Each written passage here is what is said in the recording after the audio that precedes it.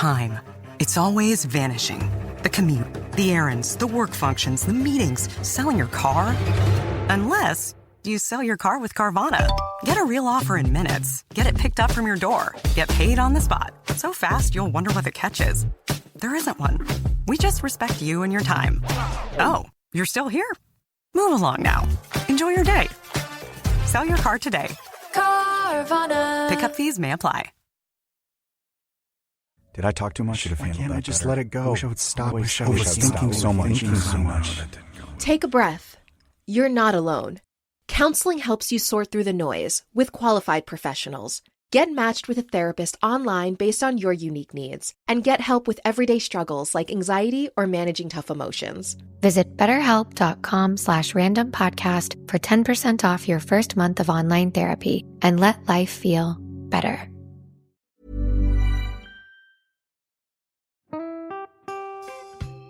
Hello and welcome back to Sober Awkward, where we're doing something a little bit different. We started this podcast to share our own messy, awkward and hopefully humorous journeys through sobriety, and have always felt incredibly humbled by how many of you have connected with our stories. But not everyone's journey is the same as Vic and I's. So we put our heads together to figure out a way to give back and let our listeners inspire each other. Basically, we're taking us two idiots completely out of the equation.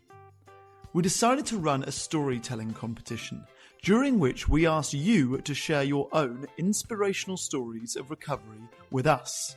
Well, to be honest, the stories you sent us completely blew us away.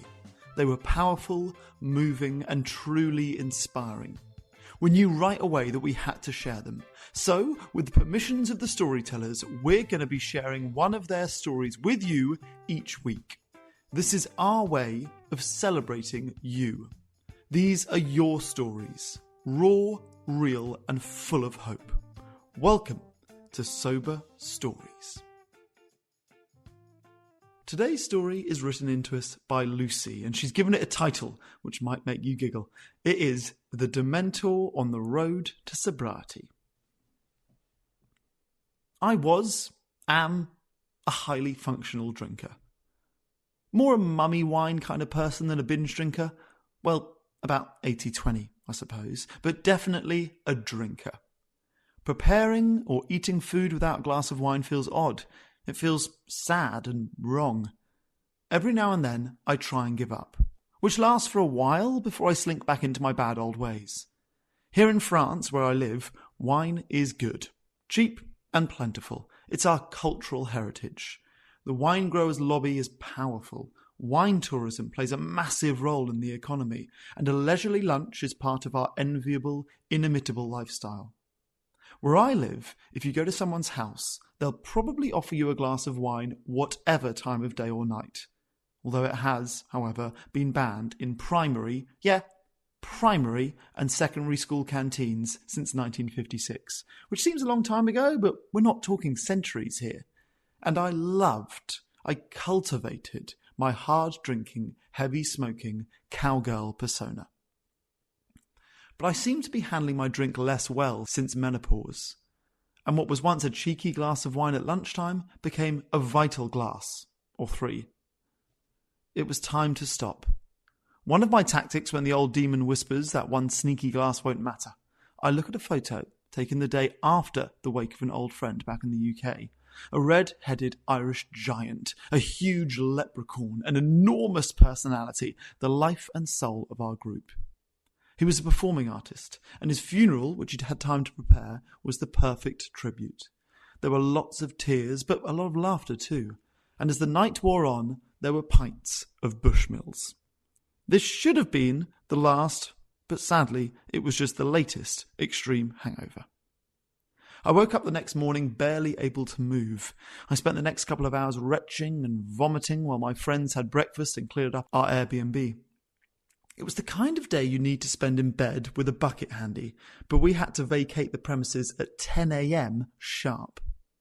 At some drunken point late the night before, a morning swim in the rough, icy sea off the Cornish coast in November had been suggested. Maurice's big, mad brothers and a few other intrepid members of our crew whipped off their clothes and ran into the freezing waves, while the others gathered on the shore and chatted.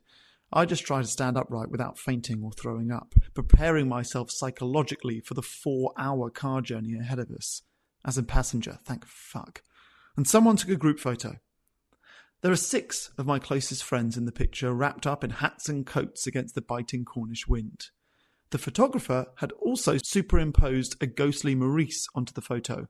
A weird thing to do, I know, wearing one of his spectacular festival outfits. A blue, furry Viking helmet, gold sequin trousers and a tight pink ruffled dress shirt.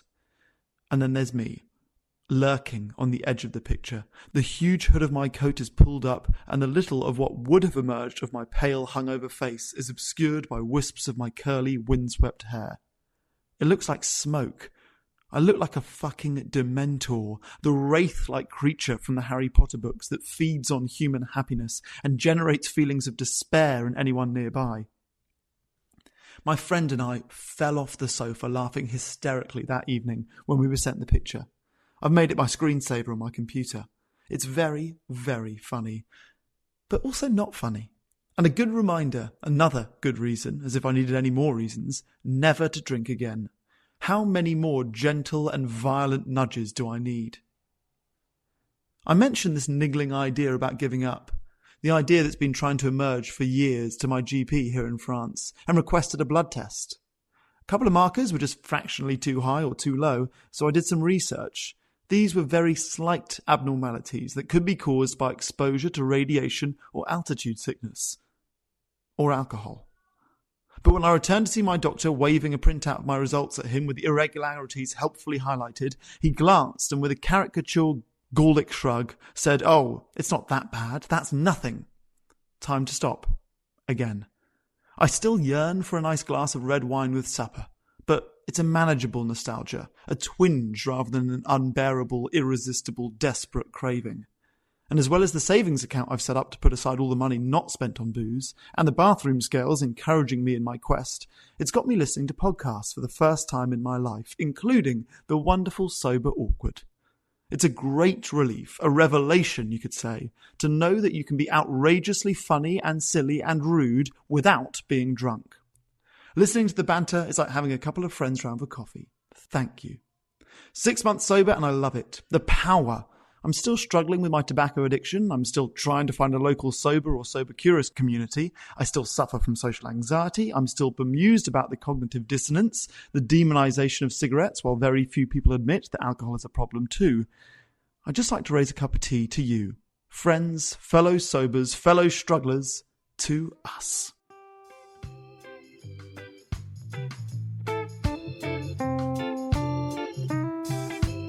If you're questioning your relationship with booze, you're struggling to moderate, or your hangovers are causing anxiety, it might be time to reach out for some support. Yeah, just talk to a mate about how you're feeling, contact a local doctor, find an AA or sobriety group. Vic's got one. Yeah, just head to www.cuppa.community. Remember, if you're questioning yourself, it might be time to seek support. Even though this journey can be awkward, it is definitely worth it. And if you've enjoyed the Sober Awkward podcast, don't forget to review it, rate it, and share it with your mates. They have to share it with their mates? Yeah, of course they do. I'm not doing this for nothing, Hamish. Bloody hell. How do they share it? I don't know, just write it on the...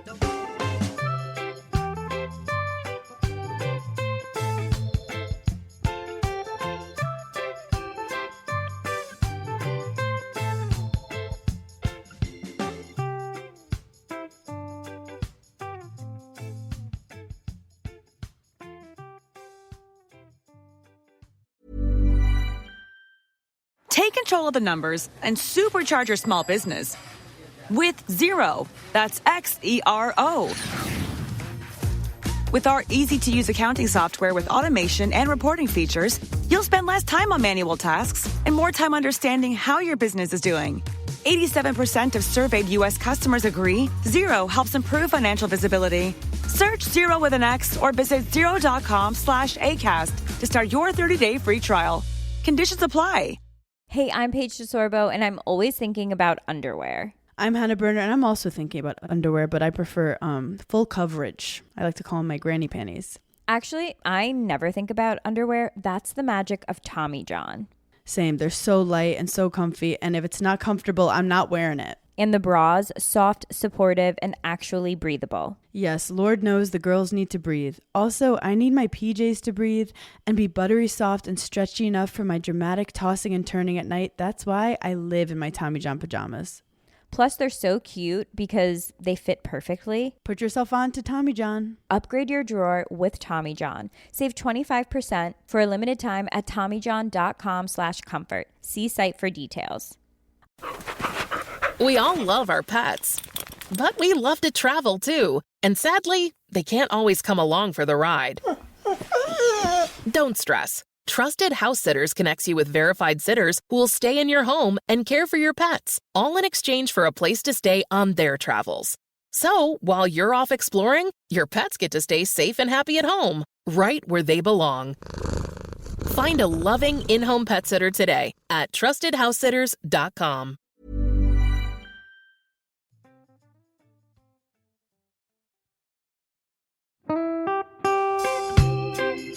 So, as you probably know, my comedy memoir, 1,000 Wasted Sundays, is officially out. All my magnificent fuck-uppery in one awkward hit.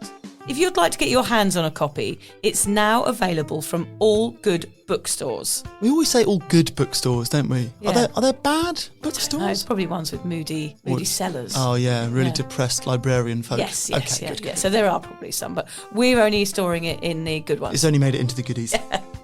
You can also get it from all good online retailers. The print version and ebook are out now, and the audiobook will be available in March. I've been writing my memoir for 5 years. It will make you laugh, cry and cringe, and hopefully inspire a few people to reconsider their relationship with booze. If you love the podcast, then I think you'll love the book, even if I do say so myself. Hamish has read it. What did you think? I feel like I know a little bit too much about you now, to be honest, Vic. Look, I really loved it. It was hilarious and surprisingly moving, but I feel like I've seen you naked in a literary sense. Yeah. Does that make sense? Yeah, that's worrying. Yeah. From an emotional point of view, seriously, it wobbled my teeny weeny wooden heart, Vic. Okay. My teeny little wooden heart. Well, his wooden heart is broken. Anyway, so if you do manage to get your filthy mitts on a copy, please do me a favour and head to goodreads.com and give me a review. Doing that will help me get it out there to those that need a bit of sober support. So there you have it. My story, unwanted warts and all. Come and get awkward with me. Not to be too demanding or anything, but seriously, go and buy it now. Go and buy it. Go and buy it right now. Yeah, don't just tell your friends, buy it, and then buy your friends one or two. Yeah, don't give them a copy, buy it. Yeah. And you know what? Don't be careful where you store it. If you lose it, you can always buy another 5. Buy another one. Yeah.